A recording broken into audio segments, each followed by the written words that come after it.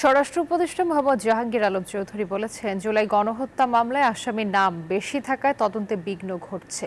মামলা বাণিজ্য ও দুর্নীতির সাথে জড়িত কাউকেই ছাড় দেওয়া হবে না। বেলা 12টায় গাজীপুরের কাশিমপুর কেন্দ্রীয় কারাগারে ঈদ উপলক্ষে পুলিশ ব্যারাকে থাকা খাওয়ার কার্যক্রম পরিদর্শন শেষে উপদেষ্টা কথা বলেন। আরও বলেন, রিমান্ডের আসামিদের জিজ্ঞাসাবাদের জন্য থানায় থানায় কাচের ঘর নির্মাণ করা হবে।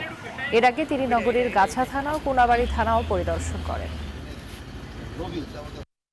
আগে হয়তো 10 জন 15 জনের নাম থাকতো, আর কতগুলি বেনামে দিয়ে পুলিশ মামলা দিত।